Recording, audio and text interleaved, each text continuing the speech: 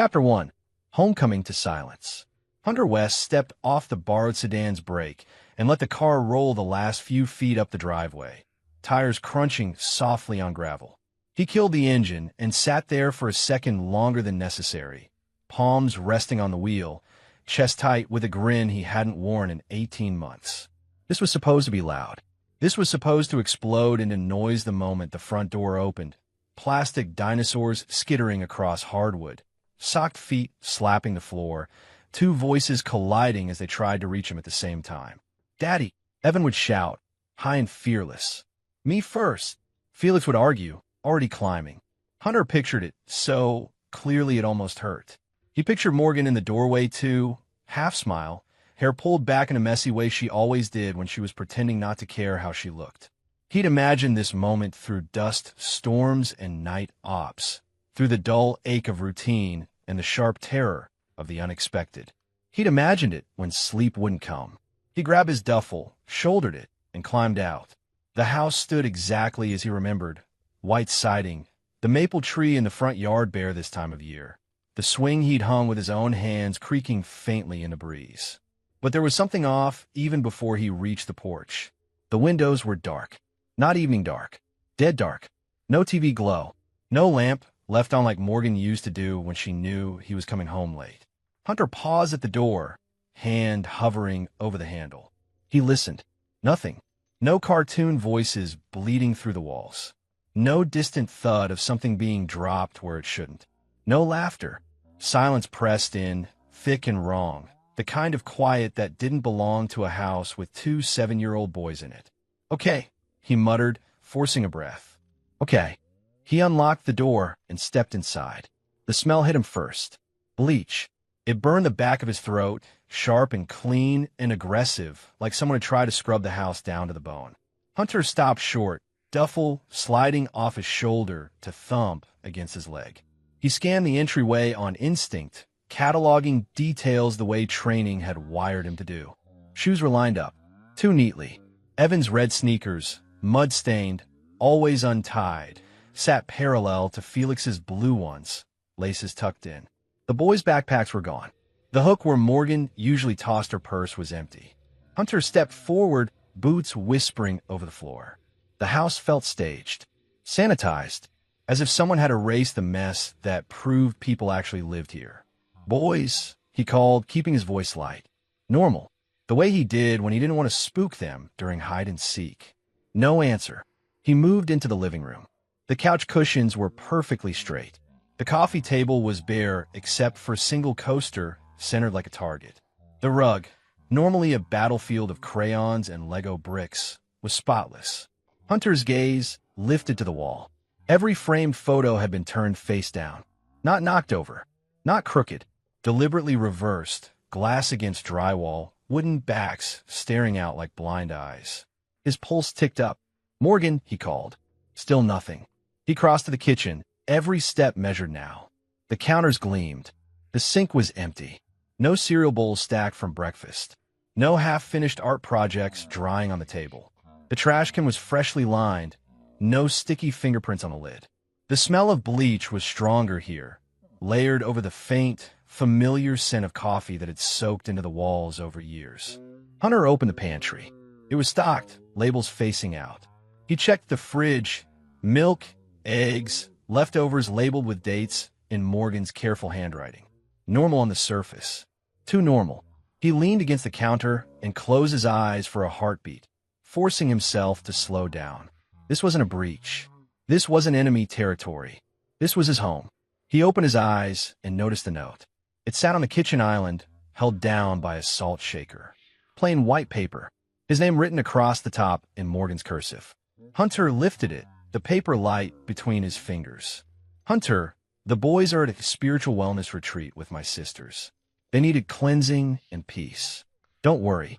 We'll explain when you're ready." Morgan, he read it twice. Then a third time, slower. "Spiritual wellness retreat," he said aloud, the words foreign in his mouth.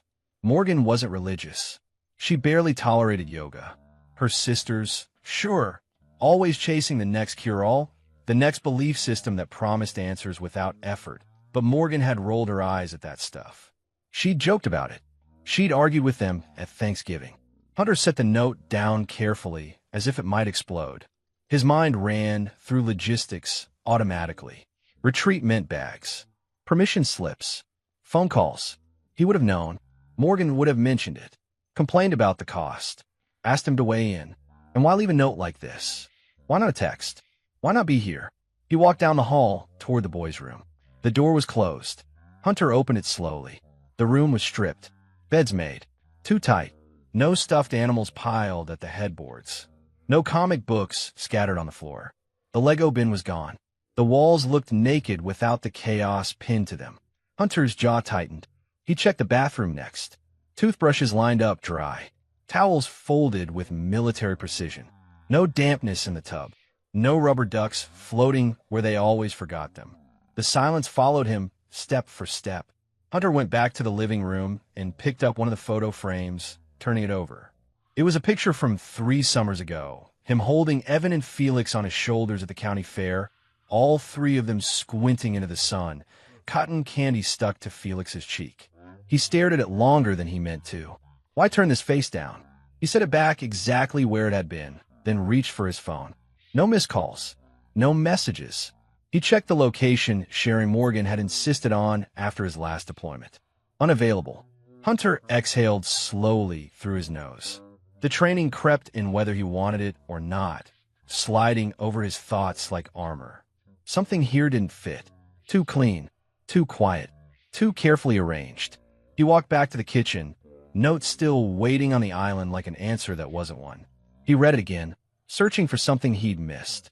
A tremor in the handwriting. A word out of place. When you're ready. The phrase scraped at him. Hunter folded the paper once and slipped it into his pocket. His instincts, honed by years of trusting the wrong feeling at the wrong time, flared hard and unmistakable. Something was deeply off. Chapter 2. The sound beneath the house. Hunter stood alone in the kitchen long after the note had been folded and pocketed, the house pressing in on him from all sides. Silence had weight.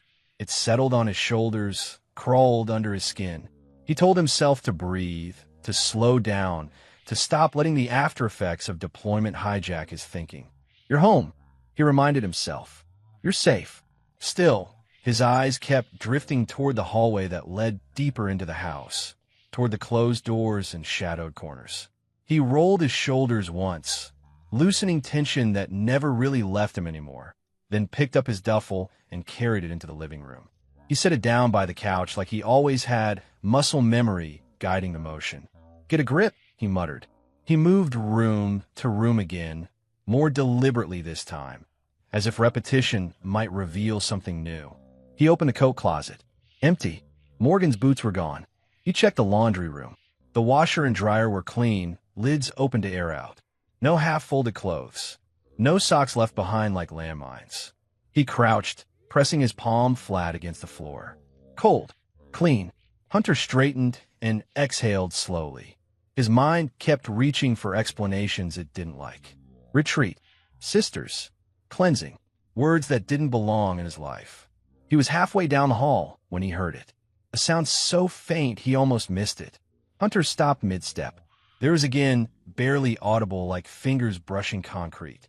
A soft, irregular scrape, then nothing. He tilted his head, listening. The house settled around him with a low creak, pipes ticking as they cooled.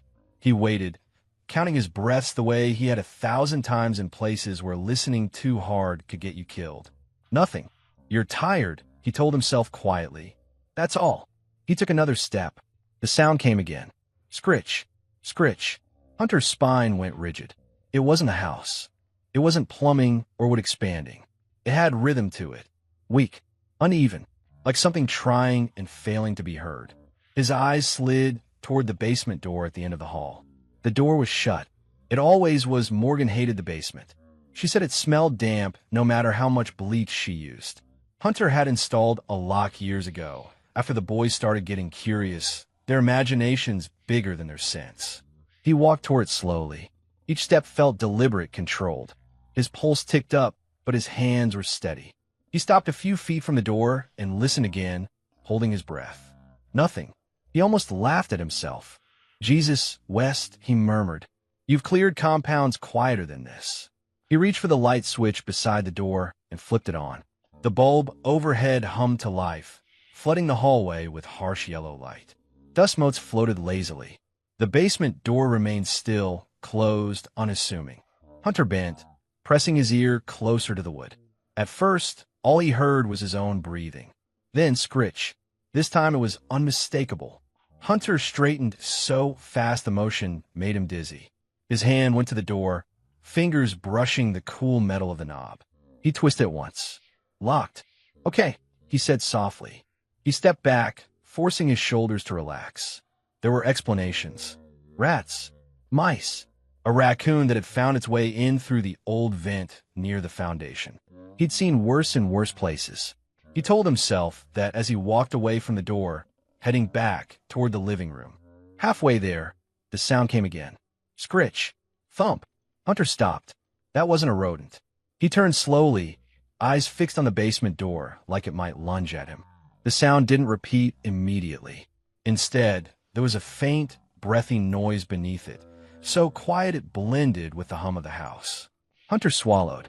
"Hello," he called, the word echoing faintly. Silence answered. He moved back to the door, this time without hesitation. He knelt, placing his ear against the wood again. The smell of bleach was stronger here, mixing with something else, something stale and closed in. "Who's down there?" he asked. The question felt ridiculous the moment it left his mouth. But he waited anyway. For a long second, nothing happened. Then the scratching came again, closer this time, frantic for just a heartbeat before fading away. Hunter's stomach dropped. That wasn't an animal. He stood and backed away from the door, scanning the hallway. He reached into his pocket and pulled out his phone, thumb hovering over the screen. Call Morgan. Call the police. Call someone and ask them if they were hearing things too. He didn't call anyone. Instead, he turned and moved toward the garage. He grabbed the flashlight from the wall hook, the heavy mag light he kept out of habit more than necessity. He flicked it on and off, satisfied when the beam cut clean and bright through the air. Back in the hallway, the basement door waited. Hunter knelt and checked the lock. Solid. Not a cheap latch. He'd installed it himself. He remembered tightening the screws, testing it twice. "Okay," he said again, quieter now. "Okay." He pressed his palm flat against the door. Cold. Another sound answered him from the other side. Not scratching this time, but a faint, hollow knock like something bumping accidentally into the wood. Hunter's breath hitched. "No," he whispered, the word escaping before he could stop it. He stood and reached for the spare key hook on the wall, the place where Morgan sometimes hung things when she was cleaning.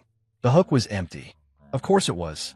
Hunter ran a hand over his face, dragging it down hard. His mind raced now, leaping ahead and slamming into walls. Retreats didn't involve locked basements. Sisters didn't leave notes and vanish. Whatever was making that sound wasn't supposed to be there. He planted his feet and brought the flashlight up, gripping it like a weapon. He tested the door once more, harder this time. Locked. "Last chance," he said, not sure who he was talking to. The house offered no answer. Hunter took 2 steps back, squared his shoulders, and drove his boot into the lock. The crack of splintering would echo down the hallway, sharp and violent. He kicked again. The frame gave way with a final snap, the door swinging inward. Cold air rushed up from below, carrying a smell that made his stomach churn. Hunter raised the flashlight and stepped over the broken threshold, descending into the darkness, unprepared for what waited below. Chapter 3: The Cages. The basement steps groaned under Hunter's weight as he descended, each creak sounding too loud in the narrow stairwell.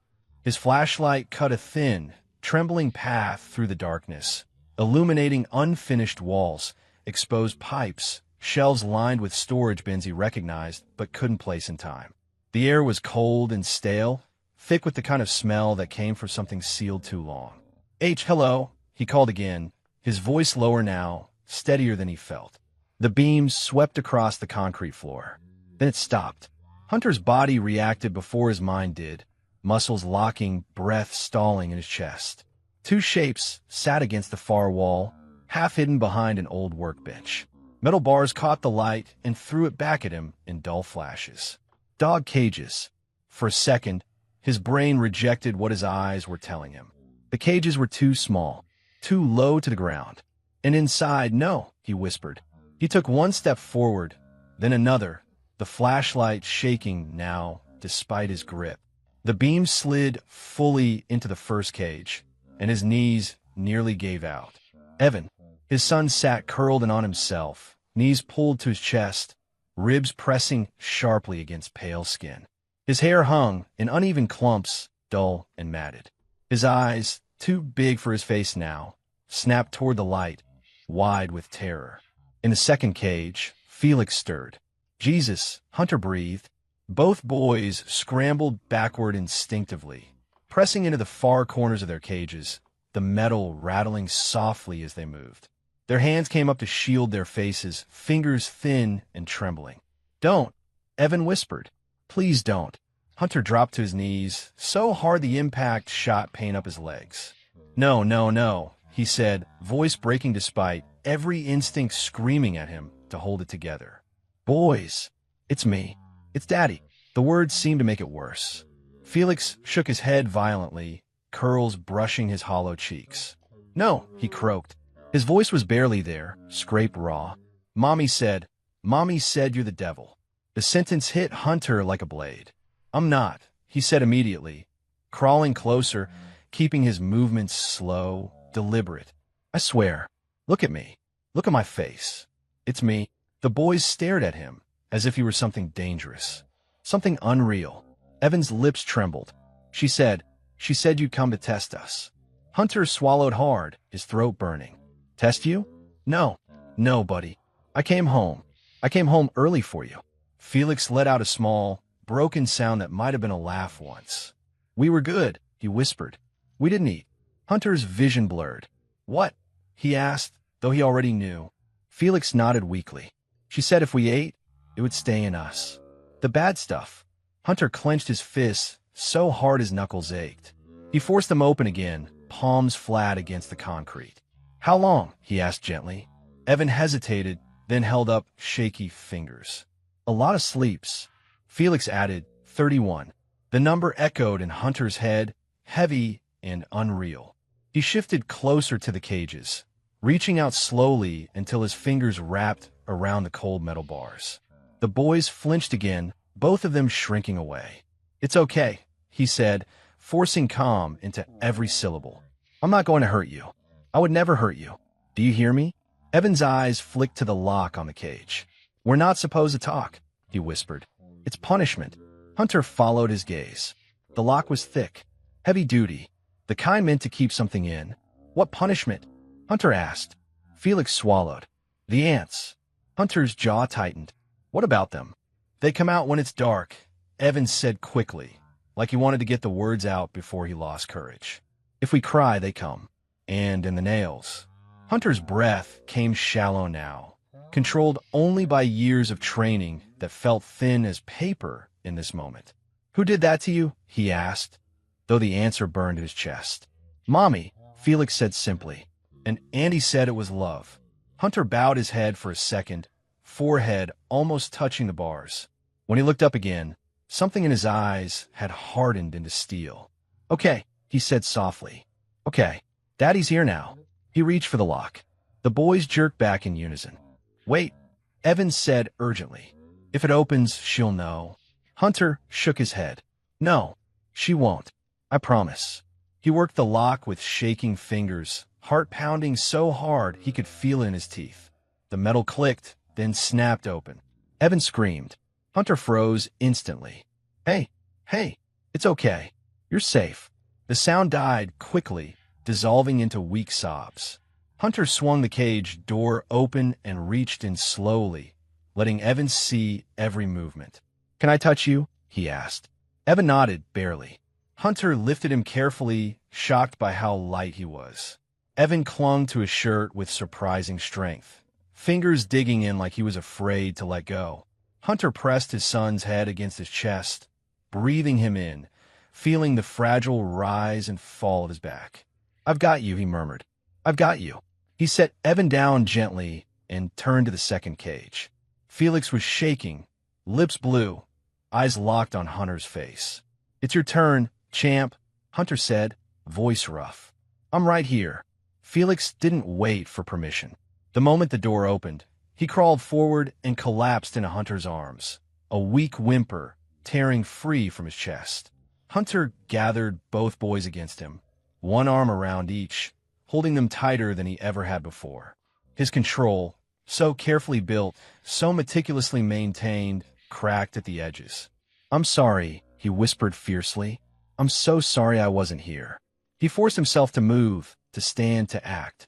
He shrugged off his jacket and wrapped it around Felix, then Evan, layering what little warmth he could give them.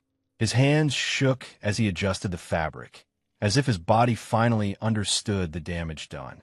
Hunter glanced once more at the cages, at the filth on the floor, at the locks. Then he lifted his sons, one in each arm, and turned toward the stairs, carrying them out. Chapter 4, 31 Days.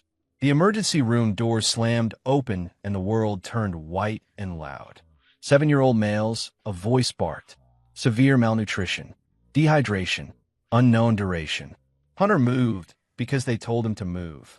He loosened his grip when hands reached for his sons, when gurneys slid beneath them and straps came out.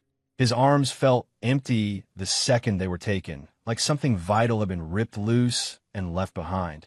"Dad, you can walk with us," a nurse said, already moving. "But don't touch anything." Hunter nodded. He didn't trust his voice. Evan lay on the first gurney, eyes half-lidded, skin gray beneath the harsh lights. Felix was beside him, smaller somehow than he'd ever been, fingers curled weakly around the edge of the thin blanket someone had finally given him. Hunter kept pace between them, one hand hovering uselessly over each rail. "I'm here," he said quietly, again and again. "I'm here." Automatic doors burst open. Curtains were yanked aside. Monitors beeped to life, sharp and fast. People swarmed in scrubs and gloves, their movements efficient, practiced. Hunter was pushed back against a wall. "Dad, I need you to answer some questions," a woman in blue said, clipboard already in hand. "Any known medical conditions?" "No," Hunter said. "They're healthy." They were healthy. When did they last eat? Hunter's jaw clenched. "I don't know." Her pen paused. She looked up at him, really looked this time, eyes flicking over his clothes, his face, the dry dirt still on his boots. "Sir," she said gently, "we need to know." Hunter stared at the floor. Concrete basement, metal bars, locks. "I don't know," he repeated. They moved fast after that. For lines slid into thin arms. Blood was drawn. Clothes were cut away and discarded. Hunter flinched when he saw how much skin there was, how little else. A doctor approached him, older, silver hair tucked beneath a cap.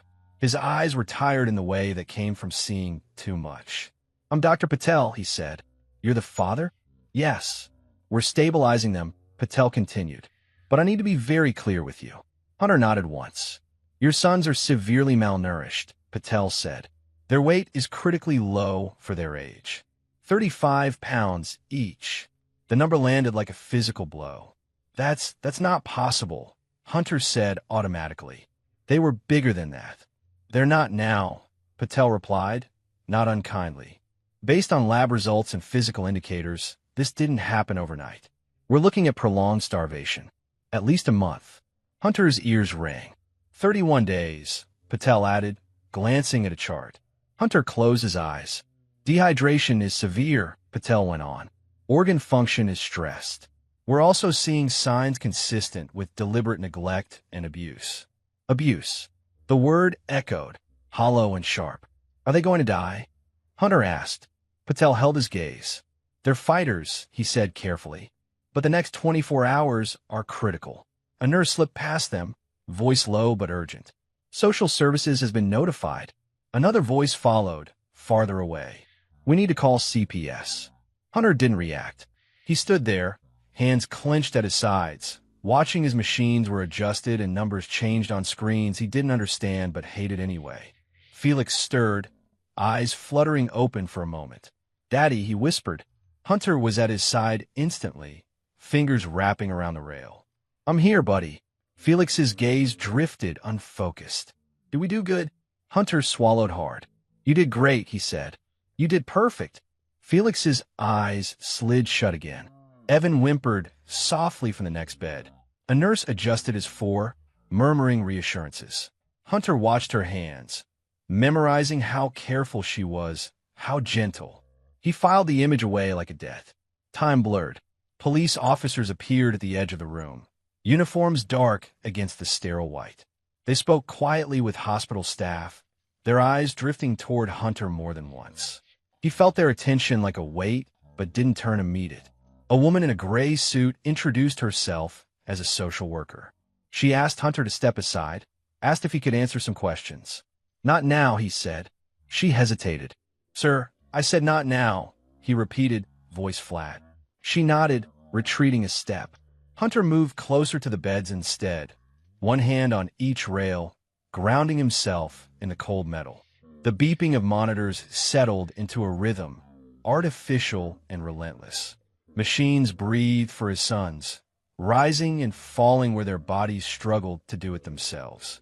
He stared at Evan's face, counted freckles, noted the way his eyelashes clumped together.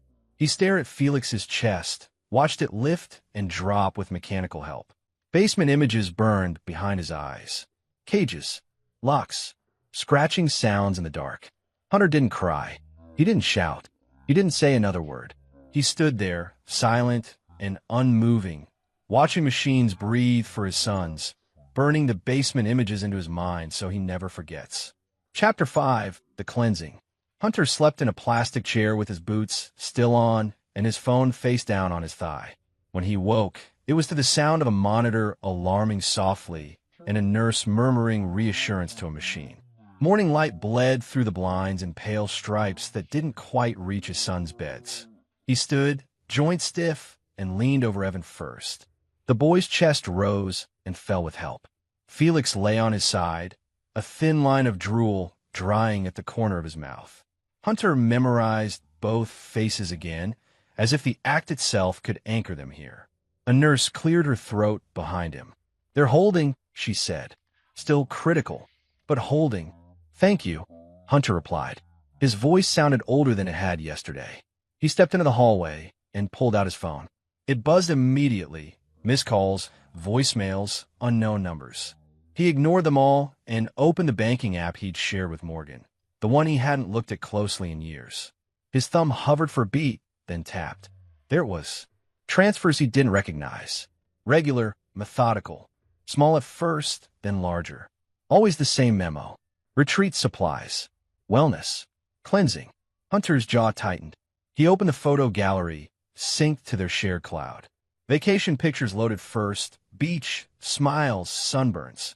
He scrolled past them with a flick that felt like betrayal and landed on the most recent uploads. Basement. Not the whole thing. Fragments. A corner of concrete. A lock. Photographed close, as if someone wanted to admire the craftsmanship. A bowl of something unidentifiable on the floor, and it's visible if you zoomed in. Hunter's hands went cold. He scrolled again. Screenshots of messages. A group chat with a name that made his stomach drop. The Cleansing Circle. Morgan's name sat at the top, administrator. Beneath it, 7 others, her sisters. Familiar names from holidays and weddings and group texts that used to be nothing more than jokes and passive-aggressive compliments. He opened the thread. We have to be strong, one message read. This is about the boys' souls. Violence is inherited, another said. It's in the blood. We can't let it take root. Morgan's messages were longer, calmer, convincing. Hunter's job changed him. You've all seen it. The anger, the silence, the way he looks at the world. That passes on. We either break the cycle now or lose them later. Hunter leaned back against the wall as if someone had shoved him. Starvation purifies, one sister wrote. It forces the body to let go of what it doesn't need. They're resisting, another complained. Crying too much. Morgan replied. That means it's working. Hunter closed his eyes. He thought of Evan whispering about ants. Of Felix asking if they'd done good. He scrolled further. Photos. Not graphic enough to trigger warnings. Clean, framed, almost aesthetic. The cages from different angles. The boys' backs turned. A shot of the basement door, newly scrubbed, bleach bottle visible in the corner like proof of righteousness. His phone vibrated. A text from an unknown number. "This is Detective Alvarez. We need to speak with you regarding your sons." Hunter typed back with mechanical precision. "I'm at the hospital. ICU. Room 314. We'll come to you." He didn't look up when the detective arrived an hour later. Alvarez stood quietly, waiting, then spoke in a low voice. "We're aware of the messages," he said. "CPS has them too." Hunter nodded. "There's more." He handed over his phone. Alvarez scrolled, his expression tightening. "Jesus," he murmured. "Follow the money," Hunter said. "And the location data." Alvarez did. His finger paused. "This pin isn't here," Hunter finished. "It's active." Alvarez looked up. "You're saying there's somewhere else?" "Right now, yes." The detective hesitated. "Mr. West, Hunter." "Hunter," Alvarez corrected. "I need you to understand something. You cannot involve yourself." Hunter met his eyes. "I'm not." It wasn't a lie. Not yet. Alvarez left with promises and procedures and words like ongoing investigation. Hunter returned to the room and stood between his sons, the hum of machines filling the space where his thoughts used to be. He opened the group chat again, scrolled past doctrine and certainty until he found what he was looking for. A location pin dropped casually into the thread. "Safe space," Morgan had written. "We'll finish the cleansing here." Hunter copied the coordinates into his Maps app. A farmhouse bloomed onto the screen, isolated by miles of dirt road and winter fields. No neighbors. No cell towers nearby. The kind of place you chose when you didn't want witnesses. He zoomed in. Another photo appeared beneath it, uploaded minutes ago. A long wooden table. Plates piled high. Bread torn by hand. Bottles uncorked. Candles lit in the middle of the day. Morgan sat at the head, smiling. Her sisters leaned in, laughing at something outside the frame. They were eating. They were laughing. Chapter 6, The Farmhouse. The road narrowed until it was barely more than 2 tire ruts carved through frozen dirt. Hunter drove without the radio, windows cracked just enough to let the cold bite his face and keep him sharp. The farmhouse appeared slowly, rising out of the fields like something forgotten on purpose. 2 stories, sagging porch, a single light burning in an upstairs window. Laughter drifted faintly through the night. Hunter parked well back from the house, killed the engine, and sat for a moment with his hands on the wheel. He thought of Evan's ribs, Felix's weight in his arms, the steady hiss of hospital machines. He stepped out and shut the door softly, letting the silence swallow the sound. He circled wide, boots crunching through frost, staying low out of habit more than necessity. The place wasn't guarded. It wasn't hidden well. It was arrogant, righteous. He found a breaker box mounted to the side of the house, half-rusted, padlock hanging open as if no one had bothered to close it.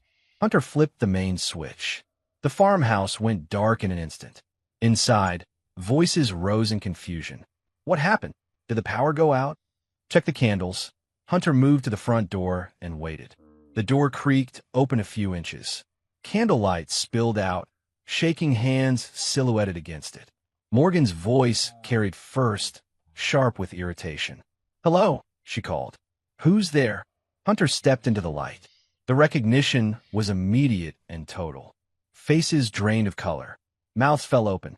One of the sisters dropped her candle. It shattered on the floor, wax and glass scattering. "Hunter," Morgan breathed, "you're not supposed to be here." "Funny," he said calmly. "I was thinking the same thing." Panic rippled through them, fast and contagious. Someone backed away and bumped into a chair. Another reached for her phone with trembling fingers.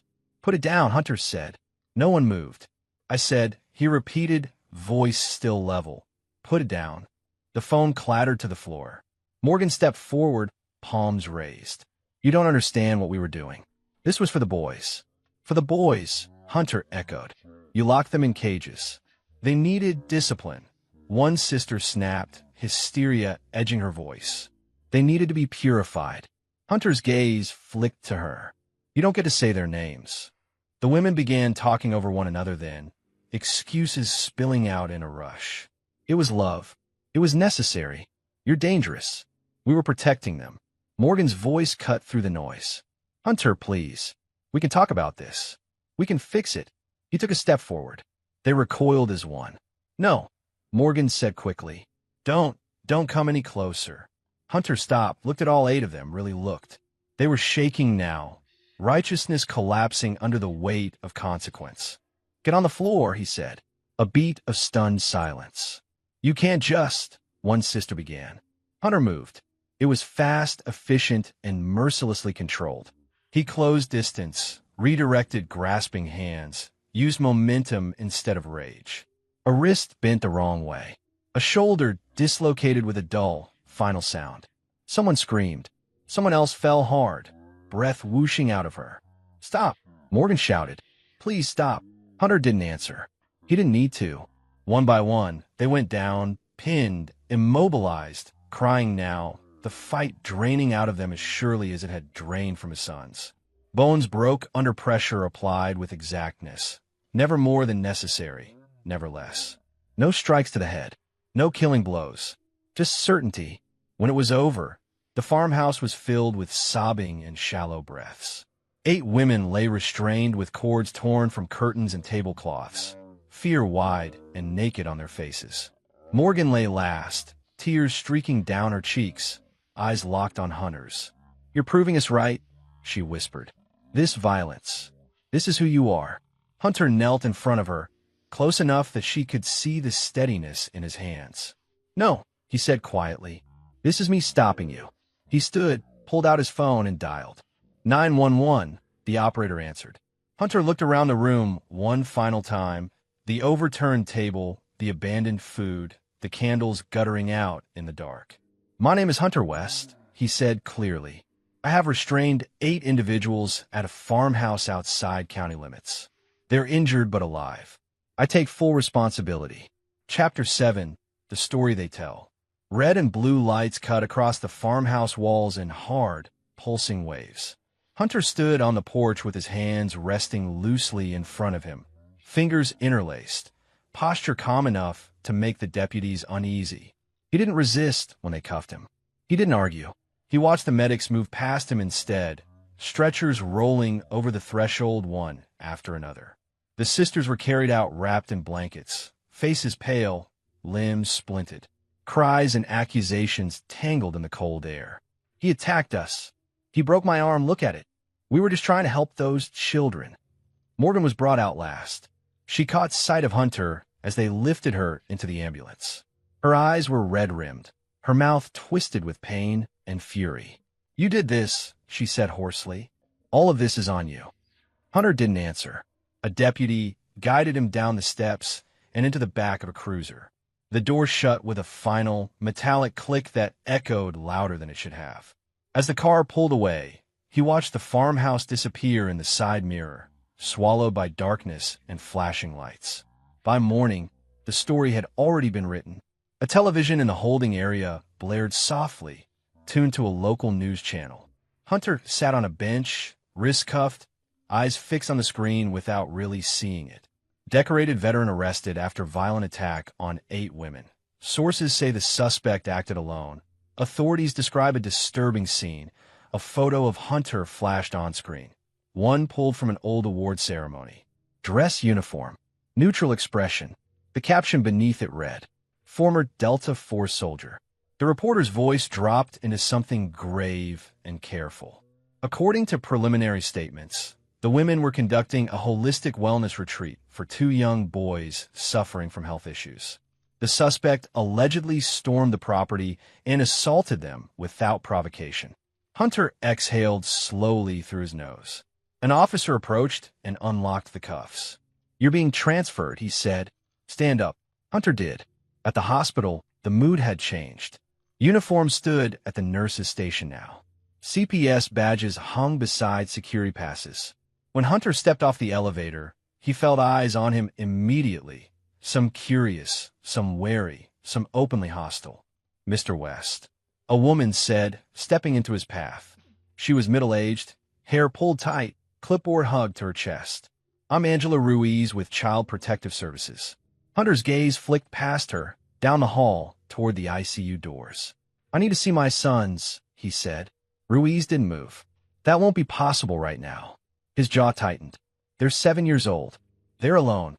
They are not alone, she replied. They are under medical supervision. I'm their father, and you're under arrest, Ruiz said gently. Until this investigation concludes, your children are being placed under protective custody. The words hit harder than any punch. No, Hunter said flatly. Ruiz held up a hand. Sir, please don't make this harder. Hunter laughed once, short and humorless. Harder than what? She didn't answer. 2 officers stepped closer, not touching him, but close enough to remind him where the power sat. Hunter's hands curled slowly into fists, then relaxed again. He forced himself to look away from the ICU doors.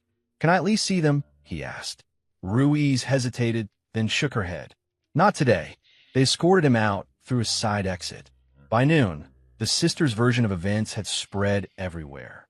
Morgan appeared on television from a hospital bed, arm in a sling, face pale and carefully composed. One of her sisters sat beside her, tearful, shaking her head as if still in shock. We were trying to save the boys, Morgan said, voice trembling just enough to sound believable. They were sick, weak. The doctors couldn't help them, so we turned to holistic methods. Spiritual healing. A reporter leaned forward. And their father? Morgan swallowed. Hunter has always been intense. His job changed him. We were afraid of what that violence might do to our children. Clips followed, neighbors speculating, commentators nodding gravely. Phrases like PTSD and unpredictable behavior tossed around like conclusions instead of questions. Hunter watched it all from a narrow interrogation room, hands folded on the table, face blank. A public defender spoke to him briefly, outlining charges, explaining procedures. Hunter listened without interrupting. What about my kids? He asked when the man finally paused. The defender sighed. Right now, CPS has jurisdiction. With the media attention, they're going to be cautious. They're lying, Hunter said. I know, the man replied quietly. But lies travel fast. In the days that followed, Hunter was processed, photographed, fingerprinted. He was released on bail into a world that suddenly looked at him sideways. People recognized him at the grocery store. Phones lifted. Whispers followed. That's him, the one from the news. Outside the hospital, cameras waited. Mr. West, someone shouted. Did you really assault 8 women? Are you dangerous to your children? Do you regret what you did? Hunter walked past them without a word, jaw set, eyes forward. Inside, Evan and Felix lay in white beds with rails raised. CPS workers sat with them, clipboards in hand, speaking in soft voices meant to sound kind. When the boys asked for their father, the answer was always the same. Daddy can't come right now. Why? Felix whispered once. Because the adults are figuring things out, a woman replied. At night, Hunter lay awake on a borrowed couch, staring at the ceiling. He replayed the basement in his head until sleep gave up trying. He replayed the farmhouse, the cuffs, Morgan's face on the screen. By the end of the week, it was official. CPS removed Evan and Felix from Hunter's custody, citing ongoing investigation and public safety concerns.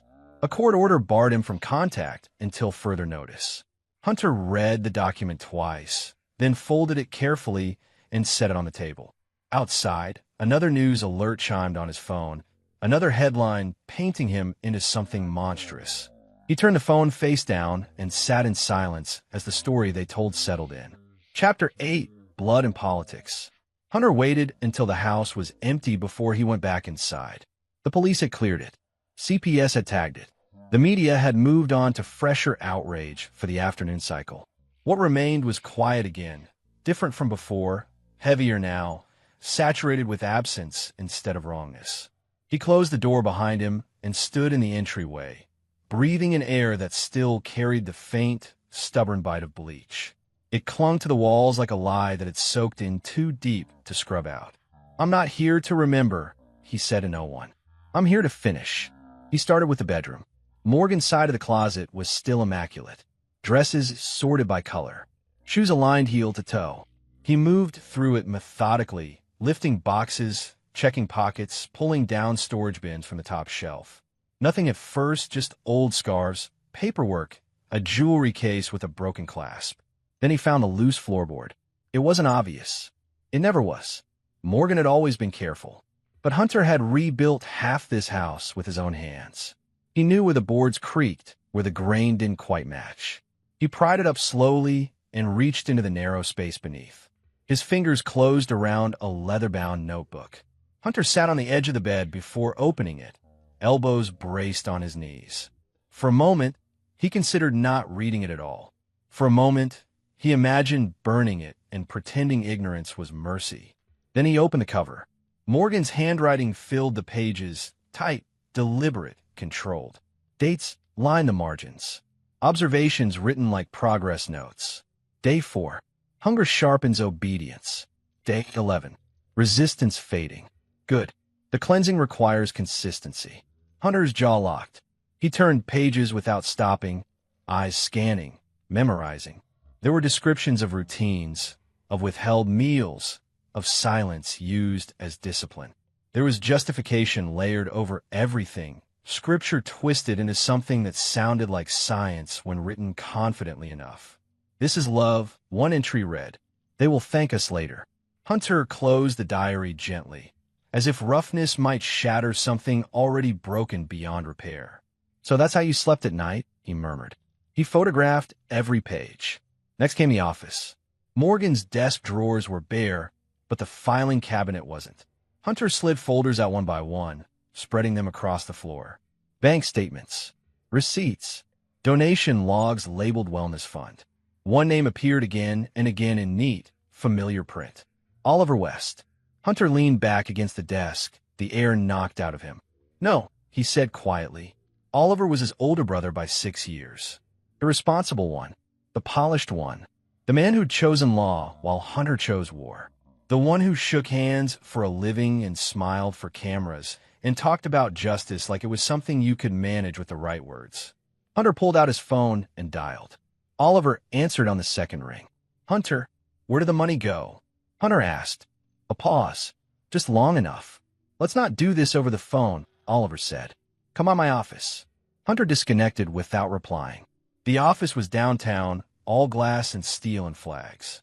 Campaign posters lined the walls, Oliver West for district attorney. Smiling photos, trusted slogans. The receptionist looked up when Hunter entered, eyes flicking to his face with recognition that turned quickly to caution. He's expecting me, Hunter said. Oliver stood when Hunter walked in, smoothing his tie out of habit. He gestured toward a chair that Hunter didn't take. Sit, Oliver said. Hunter didn't.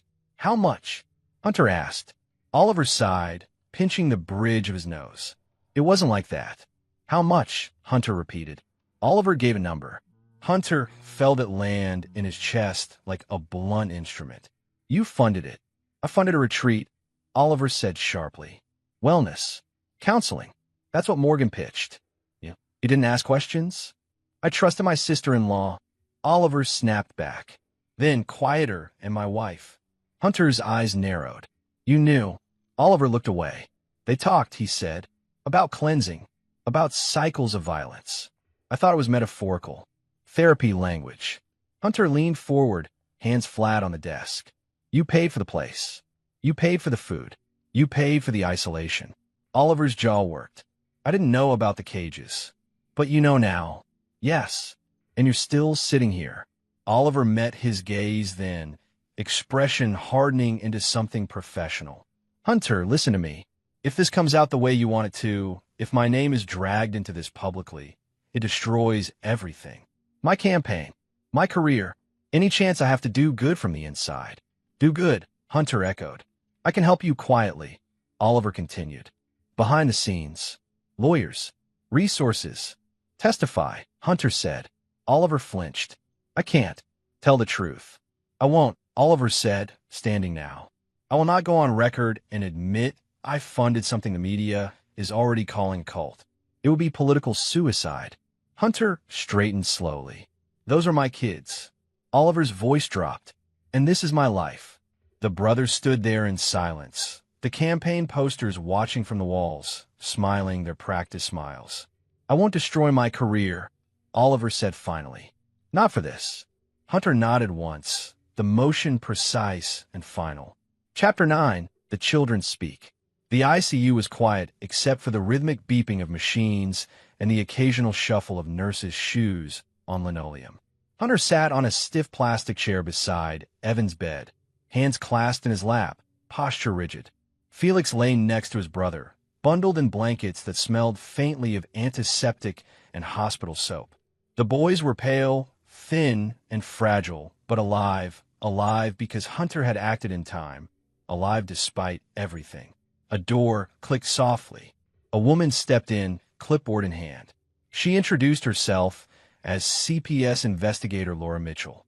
Her voice was calm, professional, and intentionally non-threatening. "Good morning, boys," she said, crouching to bring herself to their level. "My name is Miss Mitchell. I'm here to talk to you about your dad, okay?" Evan and Felix exchanged a quick glance. Felix clutched the edge of his blanket, eyes wide. Can we stay here?" Evan asked softly, nodding toward Hunter. "You can," Mitchell said. "Your dad can sit right here. He won't interrupt, I promise." Hunter's jaw tightened. He stayed perfectly still, letting the boys lead the interaction with their comfort level. He didn't speak. He didn't coach. He didn't even look at them directly, only enough to let them see him there. Mitchell opened her notebook and smiled gently. "Can you tell me what it was like at home before we brought you here?" Felix shuffled under his blanket, voice barely audible. "Mommy," she said, "we had to be good." "Good how?" Mitchell prompted. That if we ate too much or made noise, she'd punish us," Evan added. His words were halting, measured, like he had rehearsed them in his mind for days. "Punish? What kind of punishment?" Evan swallowed, gripping the edge of the bed. "Nails, ants, hunger." Felix's voice trembled as he continued. "We didn't eat. Mommy said if we did, Daddy, he was evil." Hunter felt his chest tighten, but he did not move. He only pressed his lips together and kept his gaze neutral, as though he could make himself invisible. "Daddy," Mitchell asked, leaning closer, "did he ever hurt you?" "No," Evan said so quickly it startled him. "Never. He tried to feed us. He tried to help." Felix nodded vigorously. He's my daddy. He loves us." Mitchell jotted notes, her pen moving briskly but carefully, capturing the exact words. "Did Mommy or your aunts tell you anything about him?" "Yes," Evan said. His eyes flicked briefly toward Hunter, then back to Mitchell. "Mommy said Daddy was the devil, that if we were good, we'd survive. If we cried, he'd punish us too." Felix's lips quivered. "They told us that Daddy would hurt us if we made noise or touched anything." Hunter's throat burned, but he held his composure. Each word from his sons was a blade cutting through the lies he'd seen circulating in the media, cutting through the carefully constructed narrative Morgan and her sisters had spun. "How long did this go on?" Mitchell asked softly, not pushing but clearly needing the truth. Evan lifted a shaky hand. 31 days. Mitchell's pen paused mid-note. 31 days? "Yeah," Felix said, voice almost a whisper. "We didn't eat. We tried not to make Mommy mad." Hunter's eyes stung with tears he refused to shed. He thought back to the basement, the cages, the thin weight of his sons in his arms. He remembered the smell of bleach, the fear in their eyes, and the way they had whispered to him in terror, thinking he was the devil. "You both remember all of this clearly?" Mitchell asked gently. "Yes," Evan said. "I remember." Felix remembers too. "Did Daddy ever punish you?" she asked again, as if double-checking. "No," the boys said in unison, a clarity in their voices that had been absent in the confusion of trauma. Mitchell looked at Hunter briefly, giving him a nod that was barely perceptible. It was acknowledgement that the children's statements were being recorded accurately and without coaching. "Why didn't you tell anyone sooner?" she asked, turning back to the boys. Evan hesitated. "Mommy said if we told, bad things would happen. She said the police would take us away from Daddy, and he'd be gone forever." Felix shivered. "We were scared." Mitchell nodded slowly, empathy clear in her eyes. "I understand you were scared, but you're safe now. No one will hurt you here." The boys nodded faintly, trust beginning to flicker in their expressions. Hunter exhaled quietly, feeling the weight of the basement, the farmhouse, and the hospital lift just a little. The truth, finally spoken, was beginning to surface. Can you tell me about the food? Mitchell asked next. Evan swallowed hard. We barely had any. Sometimes water, little crumbs. That's all. Mommy said it would make us stronger. Felix added, we tried not to eat. Mommy said if we were hungry enough, the bad things inside us would go away. And did they? Mitchell asked quietly. Felix shook his head. Evan's lips pressed together. No, Evan said. It didn't work. Only Daddy helped. Mitchell looked up at Hunter, who nodded subtly. She scribbled rapidly, capturing the statements. And what about punishment? Ants? Nails. They made us do things, Evan said. Painful things. Nails, ants, Mommy said it was cleaning. It wasn't your dad, Felix said firmly. It was them. Mommy. Aunties. They made us do it. The children's statements were measured, broken at times, but unwavering in one thing. The truth about their father. Mitchell looked at the boys, then back at Hunter. These statements, if documented properly, they will directly contradict what the sisters are saying, she said softly, almost to herself. And they will hold weight. Hunter's lips pressed together in a thin line. His hands clenched, not with anger, but relief, and a steely determination began to build inside him. The public narrative that had painted him as a violent man was fragile, and here, in this small, white hospital room, it was starting to fracture. The boys shifted under the blankets, exhausted but resolute in their honesty. Each word they spoke chipped away at the lies, every syllable a step closer to reclaiming their father's name, their story, and their lives. Mitchell closed her notebook slowly. That's enough for now, boys. You've done very well. Evan and Felix nodded, leaning back against the pillows. Hunter stayed close, watching, letting the quiet swell in the room, the quiet of truth finally spoken. And for the first time in weeks, he allowed himself to feel that maybe justice had a path forward. The truth was out, waiting to be heard. The boys had spoken. Their father had not harmed them. Their mother had lied. Their suffering had been deliberate. Their testimony was clear. Their voices were the proof. And it began to unravel the story the sisters had told. Chapter 10, The Fight Ahead. Hunter stepped out of the courthouse corridor, the sterile hum of fluorescent lights washing over him like cold water. His suit was crisp, his hands folded neatly in front, but inside, a storm raged. He hadn't slept properly in days.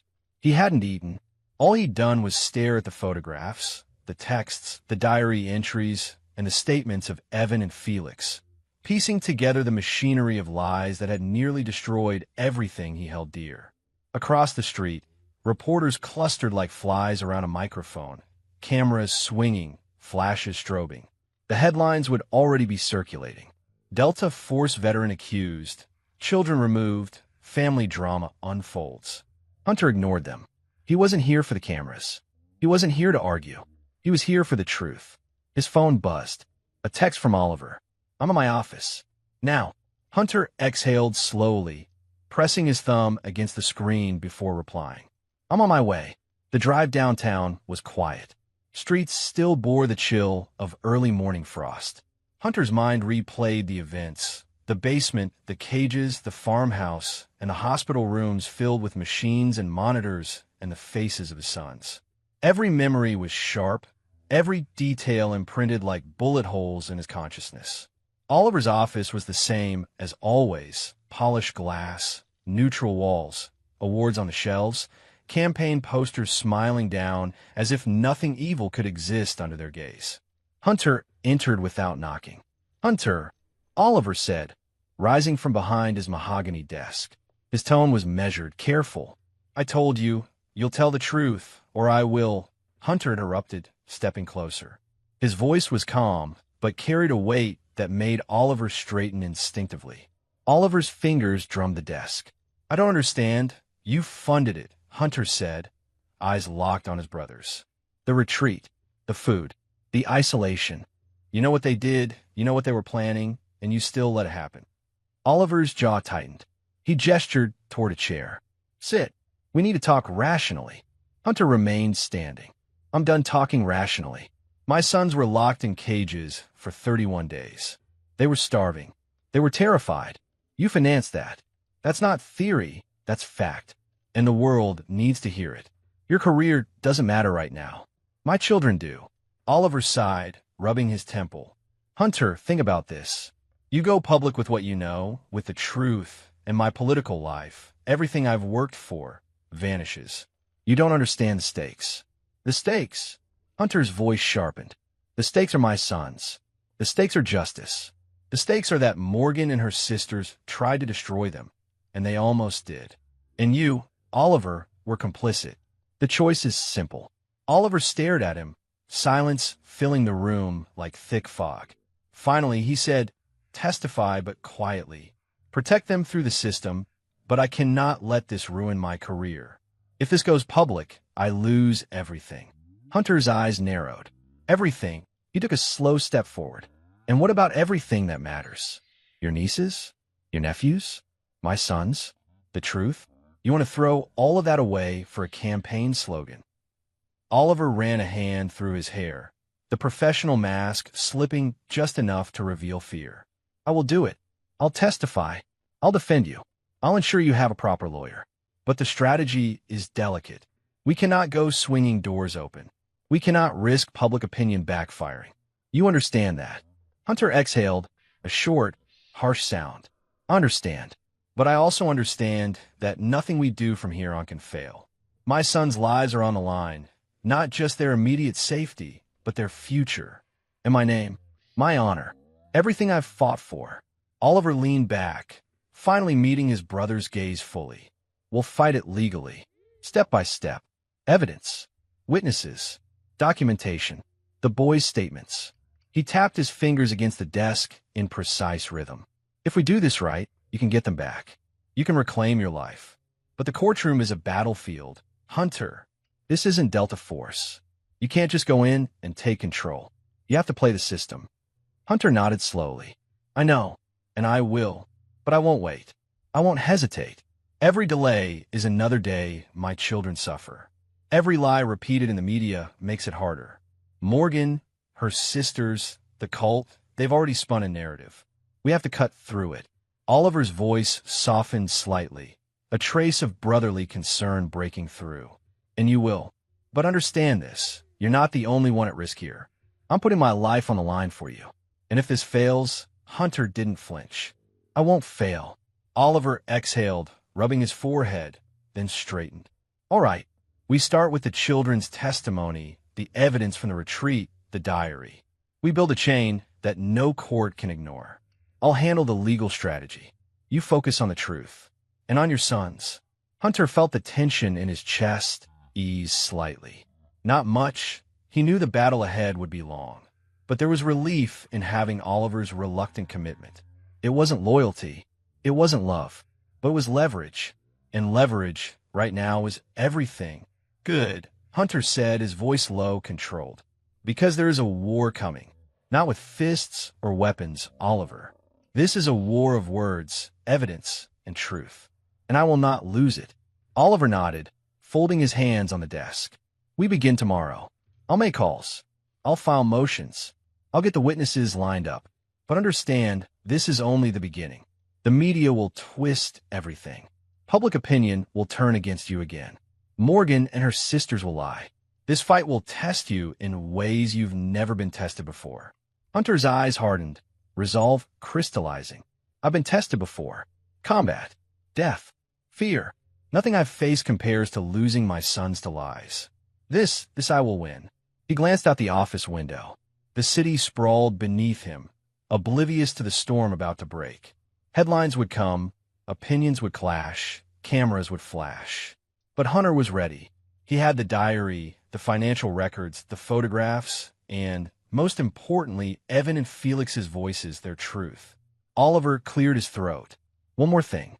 You're not allowed to act alone. No confrontations. No vigilante moves. We keep this strictly legal. You step out of line, it'll jeopardize everything. Hunter's lips pressed into a thin line. I understand. For the first time in days, he allowed himself a small, sharp smile. Then let's get started. The two brothers sat in the office, plans unfolding on paper and in conversation. Maps, timelines, witness lists, and legal strategies spread across the polished surface. The weight of what was to come pressed down, heavy and unrelenting. But Hunter welcomed it. Every detail, every motion, every filing would be a step closer to reclaiming his sons. Outside, the world churned with stories and assumptions. Inside, Hunter West prepared for the long fight. The fight for truth, for justice, for his children. There would be no shortcuts, no violent reprisal. Only careful, calculated persistence. The courtroom awaited. The media awaited. Morgan and her sisters awaited. And Hunter stood at the edge of that war, steady, determined, and unbroken, ready to reclaim his sons, his name, and justice.